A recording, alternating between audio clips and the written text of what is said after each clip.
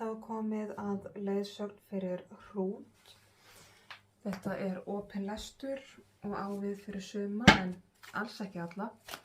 Svo takið til sín sem eigi. Ef þú tengir alls ekki við lesturinn fyrir sólarmerkið þitt, það að segja merkið tengt fæðingardeginum, þá getur vel verið að önnur merki úr stjörnukortinu eigi betur við þetta skiptið og þar ber sérstaklega að nefna tunglmerkið þitt og rísandamerkið. En við skulum demba okkur í lesturinn. Byrjum á því að athuga hvaða hrút ég að tala við. Það flettist hérna spil en svo bara hvarfa aftur inn í. Já, það kemur það bara aftur. Byrjum á því að athuga hvaða hrút við að tala við.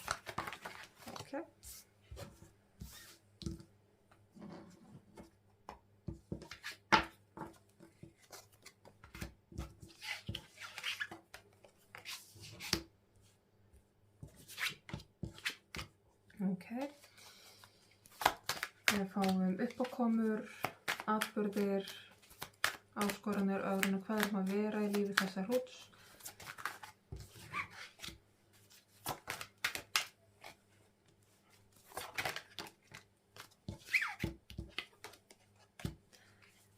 Við fáum leiðsögn fyrir hrút.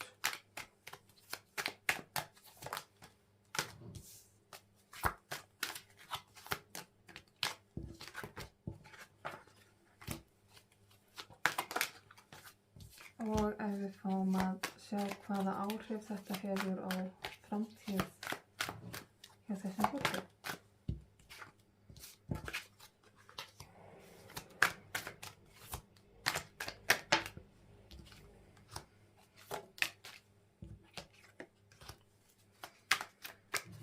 Ok. Kæri hrútur. Lítum hérna aðeins aftur og bak. Þá virðist svona, já, það virðist hafa orðið einhver bomba hérna í lífinu.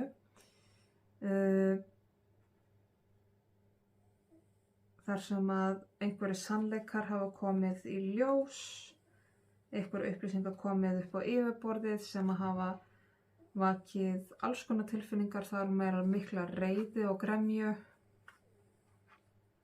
Og eins og ég segi, þetta hefur verið eitthvað svona bomba og setti þig í hér um bil svona ómögulegar aðstæður á milli steins og sleggju þar sem að sko báðir valmöguleikar voru bara ömurlegir. Það verður bara játast. 2 vondir valmöguleikar í einhvers konar sprengingu. Við skoðum í dag. Í dag mikil hamingja. Mikil gleði, þannig að valmöguleikinn sem þú valdir var greinilega líka það sem þú valdir algjörlega fyrir þig, það sem að færði þér mesta hamingju og þér sko fylgdi þínu hjarta og jók þín lífsgæði þegar þú ert virkilega að njóta þín í dag og þú ert svona að njóta hæfileika þinna og því sem að þú ert gott í og það mikil, eins og ég segi, mikil hamingja til staðar hjá þér.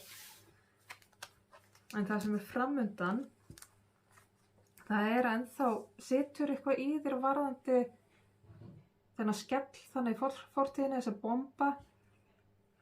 Mér finnst þess að sitja í þér eitthvað svona óöryggi gagnvart öðru fólki, eitthvað svona erfitt að treysta og mér finnst eins og að það sitja í þér svolítið svona að þú átt alveg gífurlega erfitt með að hleypa fólki að þér.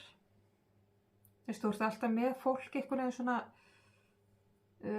í passlegri fjarlægð og þú ert búið að vera að vinna mikið sjálfur þér. Þetta alls konar sem að koma upp á yfirborðið núna næstunni. Þetta vantraust þetta fólki, það triggerast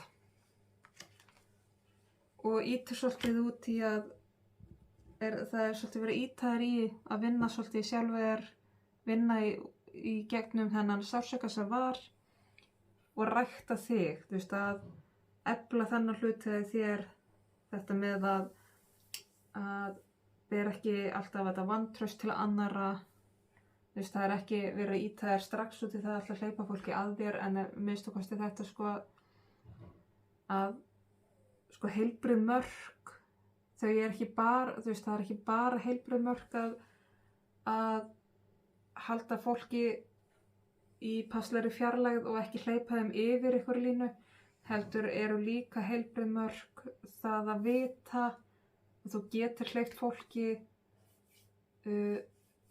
að sjálfu þér án þess að þú eru hættu á að það sé vaða yfir mörkin þín, án þess að þú eru hættu á að bregðast sjálfu þér í að standa með sjálfu þér. Það er þetta, heilbrigð mörk eru beggja vegna. Að kunna halda fólki frá og kunna hleypa fólki að. Þannig að það er verið að fara að vinna svolítið með það hjá þér. Að þegar núna síðustu misseri þó þú sért í bara mikilvæg á mjög góðum stað, og það er líka þess vegna sem að þetta er komið upp í það núna, að þú ert á rosalega góðum stað og ert vel fært og í góðum aðstöðu til þess að hræra svona þessi tilfinningunum, en það er verið að fara að vinna svolítið með fortíðina þína þar sem að það kom upp þessi skellur, þar sem kom upp þessi sprengja sem var til þess að þú fórst að vantreysta öðrum. Og leiðsögnin þín, ekki mála skrattan á vegginn og búast alltaf við að það verði aftur þessi svaka bomba. Það er búið að gera þér marga greiða að kunna að sko brynja þig, en það er kannski of mikið. Þú ert heldur brynjað og þú þarft að finna einhvers konar jafnvægi í því að hleypa öðrum að þér án þess að verða hræddur að það verði aftur einhver svona svaka sprengja. Að þegar þessi skellur var alveg þannig, mér finnst eins og að heimurinn hafi hrunið svolítið. Þannig að þetta var stór skellur, þetta var stór sprengja, mögulega einhvers konar svik, þess svona er þetta óöryggi gagnvart öðru fólki og líka bara vantraust á mögulega bara heiminum og lífinu, að óttinn við að missa hlutina svona aftur. En það þarf að svona, þú mátt alveg finna svona milliveginn í þessu. Að ekki bara halda fólki eitthvað frá þér, þú mátt líka svona finna leið til að hleypa þeim að þér, svona hæfilega. Og svona, það má alveg vega salt sko, bara hægt og rólega. Þú þarft ekki að fara annarkvort eða alveg strax. Það má gera þetta í hænuskrefum. Áhrifin sem þetta hefur á framtíðina, það lítur ekki girnilega út, en hlusta aðeins. Að já, það að fara í þessa vinnu, í þessa sjálfsvinnu, því fylgir að rifja upp sársaukann og svikin og hvað þetta var vont. Og á tímapunkti, í svona vinnu, þar sem við erum að vinna með fortíðina og vinna með gamla sársauka, að þá erum við öll þannig á einhverju tímapunkti, þá viljum við bara gefa skít í þetta og hætta. Bara til hvers erum við að þessu, bara F-it, pælum ekki í þessu, þannig að þá þurfum við alltaf að fara aftur inn í þetta. En þetta snýst rosalega mikið um þetta að þú ert að reyna að vinna með mörkin þín og finna leið, finna hana milliveg. Og þetta verður alveg þrjusu vinna, en hins vegar þá er þetta mjög góð vinna fyrir þig. Við skulum fá aðeins meir innsýn inn í þetta.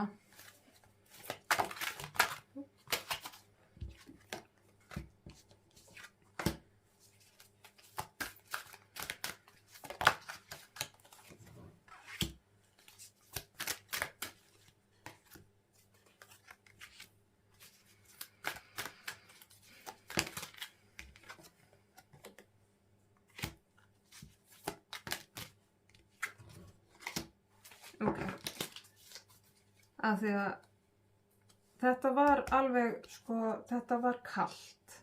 Þetta var alveg nístingskalt. Þetta stakk alveg inn að beini, hvað sem þetta var. Og þetta var alveg áfall, þannig að það verður ekkert tekið af því. Og í dag þá gengur allt rosa vel og allt rosa happy allavega á yfirborðinu, en það samt pínu gríman sem þú setur upp. Þú veist, og þetta ekki ósönn gríma, en hún mjög takmörkuð. Það margt alveg ofboðslega gott í gangi hjá þér og sko að mörgu leyti, að flestu leyti líður þér eflaust mjög vel, en það samt einhver hluti af þér sem ekki sjálfu sig samkvæmt og í öryggi og gleði. Og það sá hluti sem þú búið að setja grímuna yfir. Af því að núna komið tími fyrir því að teygja hans úr þér, rétta fram höndina og hleypa svolítið öðrum að þér. Og jafnvel það framundan þannig hjá þér að það sé annar einstaklingur, eða þú veist, einhver þá einstaklingur í lífinu, eða kemur jafnvel nýr inn í lífið sem að vill tengjast þér og að reyna að rétta þér höndina til þess að tengjast þér. Leiðsögnin þín, aftur þetta sko að ekki mála skrattan á vegginn og þú þarft aðeins að leyfa þér, leyfa þér að finna millivegin, leyfa þér að finna jafnvægin, ekki bara stíga fram að brúninu í frjálsu falli. Þú færð alveg hjálpat ekki inn í þetta, en þessu fylgir að framundan þá einhvern veginn allt lífið í boði. Það rosalega gnægð, það mikil ávöxtun, lífið verður mjög ríkt og innihaldsríkt fyrir vikið, þó að það sé erfið vinna að díla svona við gömul hjartasár og svona gamlan ótta þegar að maður hefur upplifað svona bombur. Í lokin ætla ég að fá hérna einn erkiengil til að færa þér örstutt skilaboð til að ljúka þessum lestri. Það erkiengillinn Bogpi sem segir: nú tíminn til þess að taka á flugið og hlusta eftir innsæðinu þínu.